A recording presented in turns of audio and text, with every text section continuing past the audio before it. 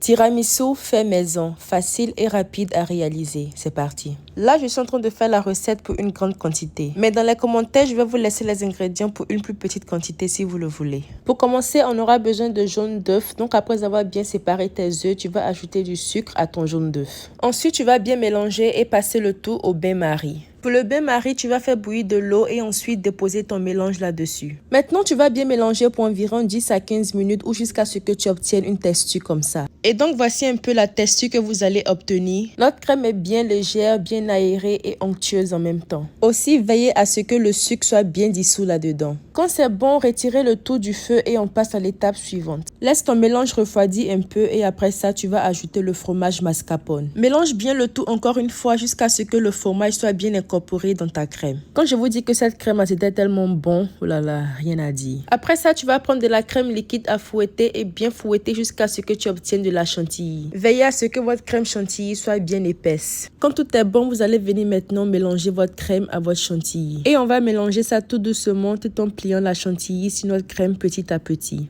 Quand tout est bien mélangé, on passe maintenant à l'assemblage. Pour cela, tu auras besoin de réaliser un café bien serré, bien noir. Et si tu veux, tu peux ajouter un peu de cognac ou brandy là-dedans. Pourquoi pas? On est déjà nature. Mélange bien et c'est parti pour l'assemblage. Là, tu vas prendre les biscuits boudois que tu vas tremper légèrement dans le café et bien les disposer dans ton moule. Quand la première couche de biscuits est terminée, ajoute une bonne quantité de ta crème là-dessus. Quand c'est bon, on va ajouter encore une couche de biscuits et aussi une couche de crème. Étale bien encore une fois et pour la touche finale, tu vas saupoudrer le dessus de poudre de coco. Et voilà que nous avons terminé. Emballe ça bien et dépose le tout au réfrigérateur pour minimum 4 heures avant de le consommer. Vous pouvez faire des mini tiramisu aussi si vous le voulez bien. Après plus de 4 heures de repos, on va maintenant déguster notre tiramisu. Et voici comment notre tiramisu se présente. Concernant le goût, c'était parfait. C'était bien riche, bien crémeux. Oh là là, c'était délicieux. Et voilà que nous avons terminé. J'espère que vous avez aimé et moi je vous dis à plus pour de nouveaux délices. Bye guys.